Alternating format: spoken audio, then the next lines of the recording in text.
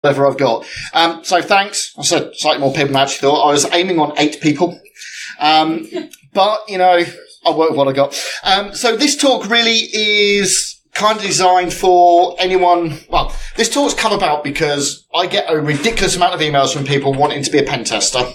And lots of different mistakes. So how many of you here are trying to break into the pen testing market?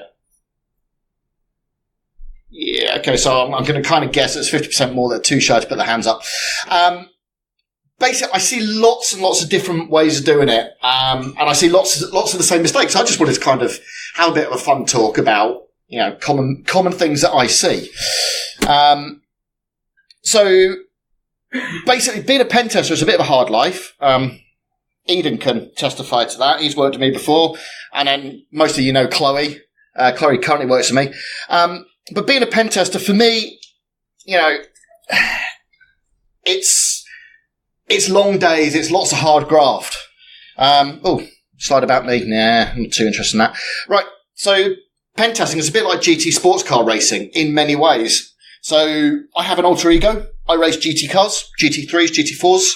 I race in the British GT and in the Blancpain on the way to Le Mans. And what I do in the GT racing world, the lifestyle is exactly the same as pen testing, just slightly less glamorous. So, what are the similarities? As a pen tester, you're going to be working 12 hours plus per day, without doubt. They are long days. They're quite hard days. 6 days a week, potentially. And you are going to be on the road a lot.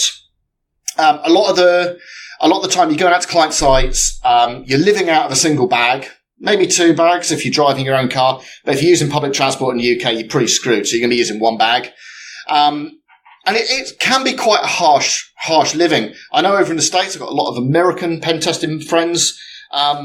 They spend 60 to 75% of their time working away from home, working remotely. And it speaks really to the attrition rate of the industry. The fact a lot of testers don't last that long in the commercial testing world because they get tired out and they burn out really quickly. What I do in the GT racing world, you know, I go out, none of you will have ever seen my name in lights. I fail 98% of the time, but I'm out there. I'm constantly out running every single morning. I'm constantly in the simulator. I'm constantly out testing with my GT cars. And I'm always working hard. I'm fighting for the middle of the pack all the time, occasionally winning my class, but never making the podium. In pen testing, it's exactly the same. You know, 98% of the time we're failing at what we do. But if we fail consistently and we fail properly, when we succeed big and we end up with shell, which is what we always want to do. So there's a lot of similarities. So my typical day, in the pen testing world, up at 4, shit, shower, shave, bang out a 1.5 mile run. It just helps clear my mind, get me set up for the day. Then it's breakfast. Then I'm out on the road, going off, out to client sites. If I happen to be using public transport, I'll go and check all my emails as I'm on the road. If not, I've got to try and do that before. Like I said, I run a pen testing company myself, so I've got to be in touch with everyone. Out on the client site from 9, possibly leaving 5, more realistically leaving at 6 in the evening, maybe pushing it later depending on what we're doing. Food, back home, write up what I've done for the day, back to sleep. Rinse and repeat 6 days a week. It's a wicked life. I love it. But it's hard and it does really put a strain on your life. It's great for those of you who are young. I've been doing this now for 26 years, all of my life. And it does grind you down, but as people that have worked with me will attest, at 2-3 o'clock in the morning, I'm still online, on the IRC, on Slack, chatting away and working. I just don't sleep. I've got used to it.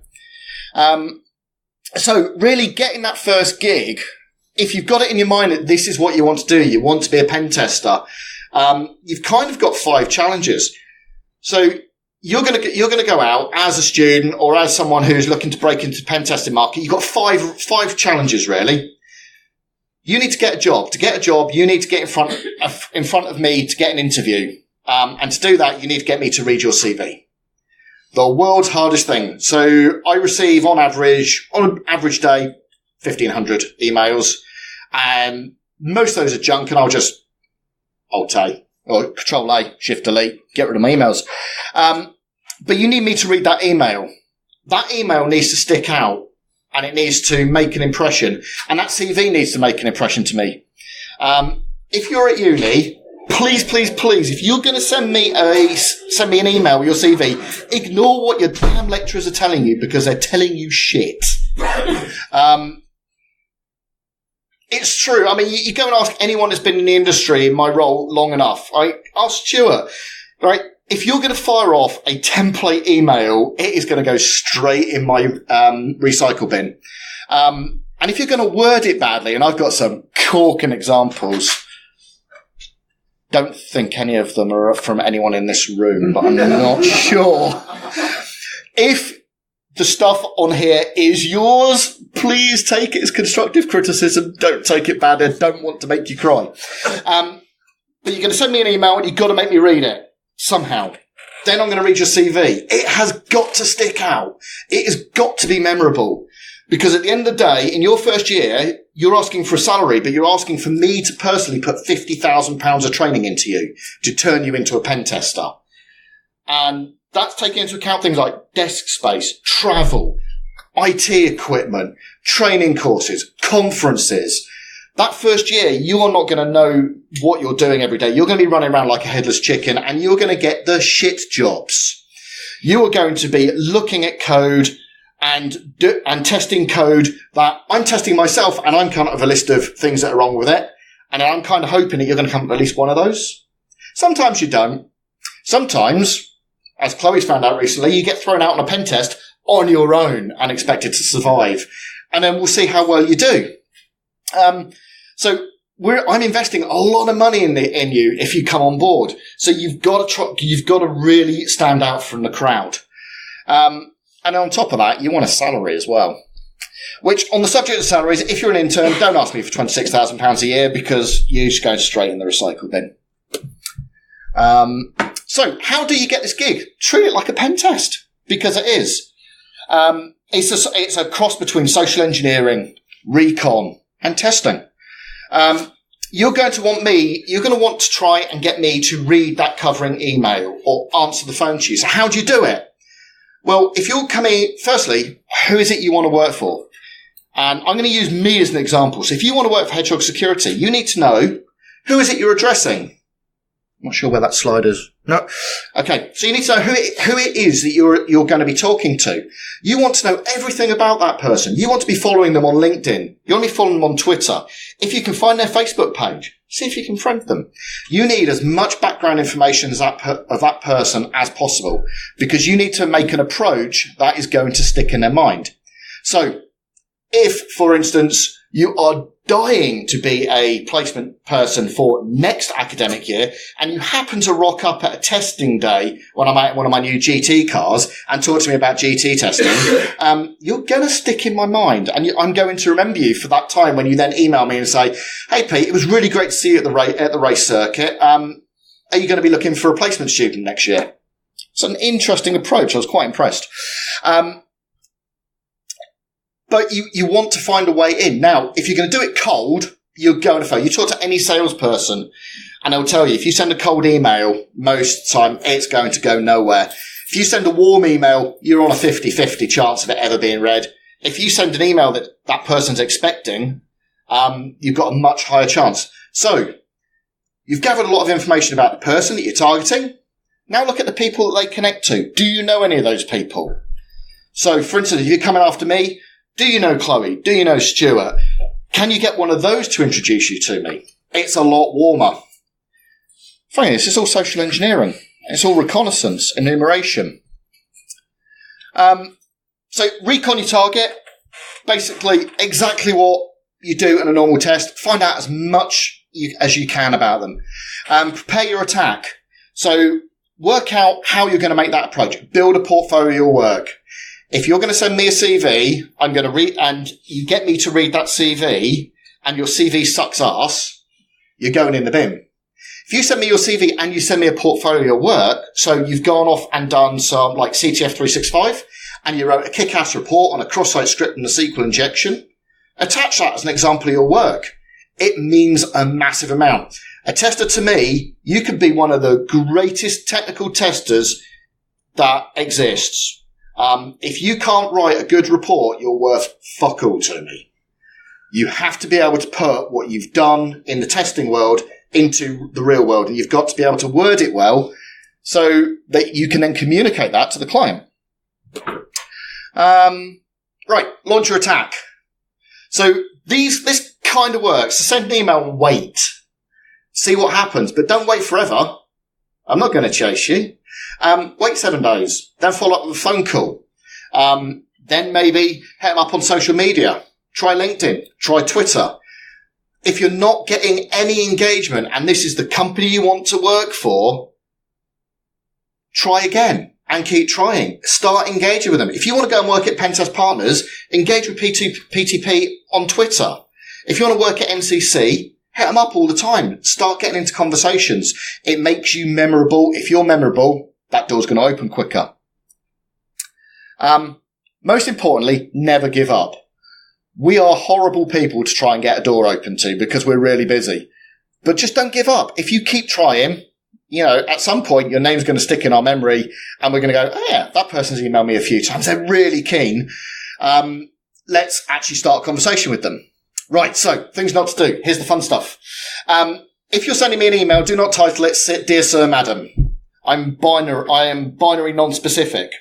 So good luck there. Dear Mr. Peter Bassill. Oh, for God's sake, no. Do not do that. The next one was hilarious. Dear Ken Monroe. For God's sake, I'm not Ken. The same person then sent me a follow-up with Dear Tim Holman. Hello. I'm not forwarding your emails for you. Attention to detail. And thing is, if you've done the recon first, you know about that person. So you'll be able to work out how to address it. I think Chloe started her opening one was, hey Pete, how are you today? Nice and informal. That's pretty much how I kind of communicate. If you're going to attach something, do not send me a docx file. A PPT, hell no. And don't send me a zip file or any other form of archive. PDF is acceptable. Text is fine. But yeah, PDF it. And equally, if you're going through a recruiter, just make sure your recruiter's not doctoring your CV, because one of my favourite tricks is to do a share sum of your CV versus what the recruiter sent me, because I love comparing them and seeing whether they've been doctored or not. And don't try and fish me by sending me a blank extension file. It happens quite a lot. So I'll have CV dot nothing at all. You're not going to get read. On top of that, I don't use Windows. As kind of this really demonstrates, I've got no idea. Right, really bad examples of emails. Make it flow, but kind of get over what it is you want. So in this email, this is actually a really good example of a generic email. There's nothing really that's wrong with this. It just doesn't stick in my mind. It's not interesting and it doesn't really do it for me.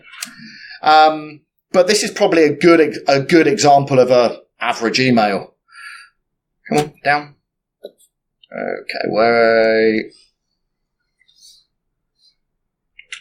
Come on, that one. Down one. This was hilarious. Yeah, I love one-liners. I come from the old school of Perl scripting. If I could put it on one single line, I will. That's not the way to send an opening email.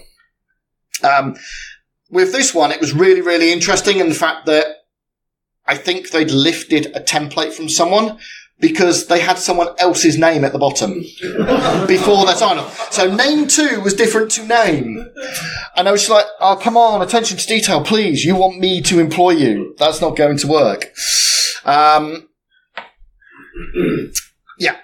More examples. Right, so you actually get me to open your CV and read it. The first thing I'm going to do is I'm going to unleash Spiderfoot on your ass.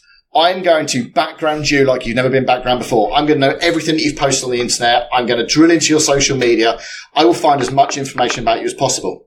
Mostly because I'm interested. You've got me interested. So now I'm interested in you. Who are you? So if your social media is full of, I hacked this, you know, straight away you're getting deleted.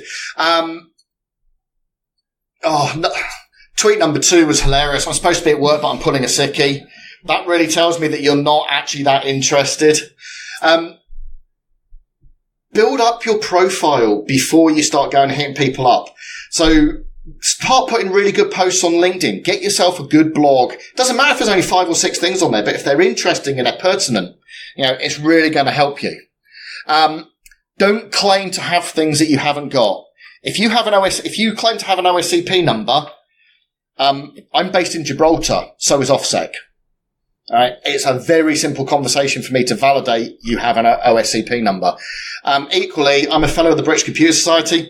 Really simple for me to phone up and go, this person, are they a fellow? No? Oh, okay. I won't talk to them then. So just be honest. If you've got no experience at all and you're just really passionate about InfoSec and pen testing, that doesn't matter. Just show you're passionate. You don't need to go and try and embellish it at all. 5 ways to feck up an interview. Dude, I hacked your wireless. Yep, that's fine. It means nothing to me. And you didn't have my permission, so you committed a crime. That tells me a lot about your mentality towards what it is you're doing. If you're going to come to an interview, a lot of my interviews are really random. They will be over lunch. I might send a longitude and latitude and tell you that's where I want you to meet me. It's going to be something interesting. You just have to look into it. I might say, just meet me in Spoons by Manchester train station, you know, at midday. Now your job is to find me. Okay. Being a pen tester means using your intelligence and using all the tools at your disposal to come up with the answer. I'm not going to give it to you on a plate. And I'm starting to see a lot more companies do this now. They're not going to say, come to our offices at 1:00 for a formal interview. It's going to be a lot more random. So a great one example. So this particular person, they understood who I was. They understood everything about me. They'd really gone into depth in my background. Identified how to submit a CV to me, worked out they couldn't do it, and subverted that system. So I put in a challenge on my website, which had it was 4 different steps I had to complete, and one of the steps I'd deliberately broken. I think it was the 3rd step. This person just subverted it and just turned around and thought, you know, I don't think I can do it, but here's the CV, with a really nice, cover and email. You know, it worked. Engaged me over some time, building up a relationship, understanding who I was, what I was looking for, and what the role entailed. And early on started the negotiation as to what it is they wanted to get out of it. Joined us for lunch and got the job. It was quite that simple. I'll make it sound simple. So this is an excellent example of a nice opening email, an introductory email that wasn't hot, but wasn't cold. So it was in the warm area, which was nice. And above all, never ever give up. Keep trying. And if you keep trying, you will crack it. And if you ever get stuck, ping me a message.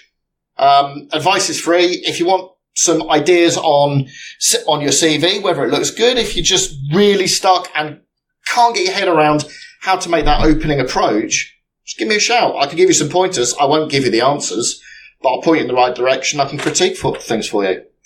So there you go. A quick introduction into possibly breaking into pen testing. Questions over to you guys. Drill me. Feel free. Yes, sir. Surely the answer would be to rock up and sit in reception. That could also work. See, that's just another way of doing it. Yeah, absolutely. You could quite happily do that. Yes. Why is it a problem if your LinkedIn says you're currently working for someone else? Right, so if your LinkedIn says you're currently working for someone else, there was actually a specific example of that. They were working for a different testing company. Well, it wasn't a testing company. They were selling firewalls at the time. But if they're working full-time somewhere else, why are they looking for a pen testing internship? It's one of those things that really doesn't make sense. If you're going after a specific internship, theoretically, you're going to be putting a lot of time into your studying. If you're working somewhere else and you've got really good reasons around that, then that's fine. But I wouldn't make an approach, how